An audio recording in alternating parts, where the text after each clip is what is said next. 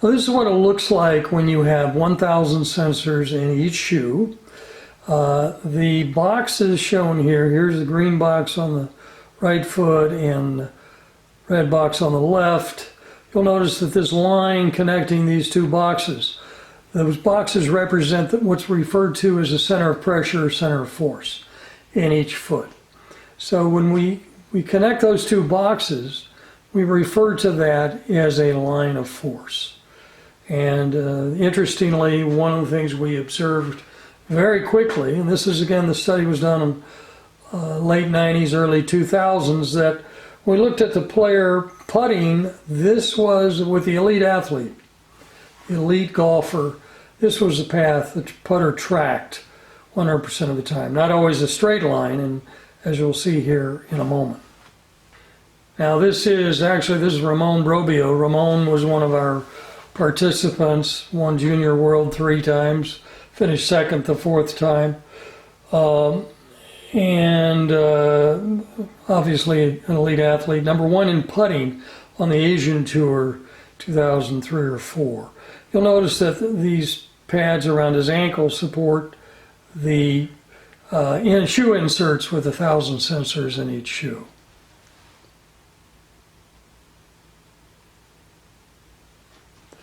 And we had 40 light sensors on the body tracking. These light sensors just appear to be gray balls, and they would light up. This is the flash from the camera creating the image of a lighted sensor.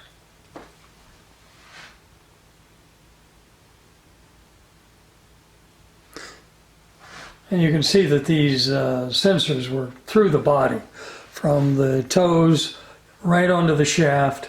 The two sensors on the floor here, this sensor and this sensor, are the target line.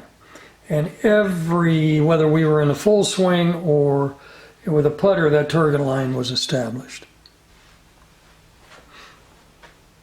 Now this illustration, once again, we see the green box and the red box on the left, and this angle would be an inside-out path with the putter, and in full swing it would have been a shallow approach to the ball.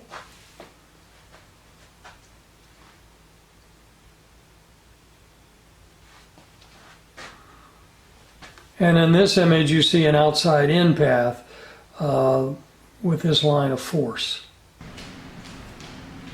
Now you've seen videos where we have, whether it's students or I, will have a bar on my hips.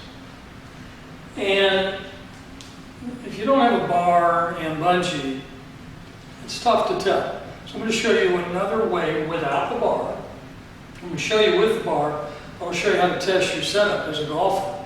But when I have the bar on and I let my hands just hang, I have to be totally relaxed. So deep breath, totally relaxed. Make sure you put your feet on one line when you do this. And you might notice how my fists, I'm making a firm fist with relaxed shoulders. Notice how my fists line up, okay? If I increase the flex of my right knee, my hips rotate left. My weight just went to my right side, right toe, left heel. But look at my fist. Now you'll see they don't line up. Then, when the lead hand is closer to your body than the trail hand, that's an open hip line. Okay? If I were to go the other way, increase the flex of the right knee, you can see my right hand is closer to my right thigh. My trail hand is closer to my trail thigh. So when I am in a setup, let's take a look now from a setup position how to test whether or not you have a square hip line. And why a square hip line? Well, you saw in that video, in our earlier in this video I should say, in our earlier research, that straight line was what we saw in elite players when they were having the best ball striking, ball flight distance, club head speed, everything went right to that straight line. Putting and full swing. So that straight line is critical. So I can get in my setup here. I'm going to leave the bar on so you can see both. If I have a decent grip, and I ground my club, what you can do, so grab a club, and now what we're going to do is we're going to test your setup. And I make a fist, I look down, and my left fist is closer to my left thigh, which means I have an open hip line. From this position, my club path is going to likely be out. I'll be steep to the ball. Impact will be fat, heavy, big divot. Path is going left. It's going to be steep, or from here I might hang back and block it out to the right. But it's going to go left, or blocked right. Or it could be a big cut. So that's number one. So what you want to do is get your setup.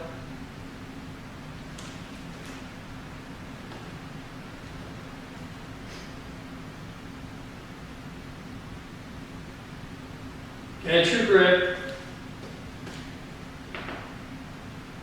Once you're set, make sure you're on the same line. My left foot was a little ahead there. So I'm backing up to set on the same line, and then check your fist. Okay. Now the reason my fists line up this time, by the way, it didn't before, is I was outside my 8-inch stance line.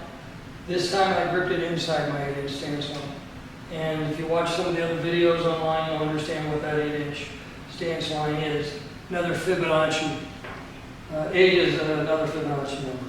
So this time I'm going to see if I can get a closed hip line so you'll be able to see. See how screwy this grip, that's way on top. Not a grip I'd ever want. When I bring this club up, you see how shut my hips just went. They sometimes will still open when you go to the ball, so just know that. Just because they're closed here doesn't mean they're going to be closed by the time you get to the ball. But they are, and that face is dead shut. So I'm here, lean the club. Do not change your posture. Make a fist, and you can see my trail hand is closer to my trail leg than my left. And you can see if I let my arms swing without moving my shoulders, that's an inside-out path. That's going to be shallow to the ball. It's going to be thin. I'm going to feel stuck at the bottom and flip. And I'm either going to hit it out to the right. Divot path will tend to be right to left for a right-hander. Open hip line is going to be, or left to right I should say. Open hip line is going to be right to left. And so my divots won't be square in either one of those positions. Center position, hands line up, square divot, square line. So that's an easy way to check your setup. And then see a right balance professional. As we walk through the rest of this content, you'll see why. Thank you for watching.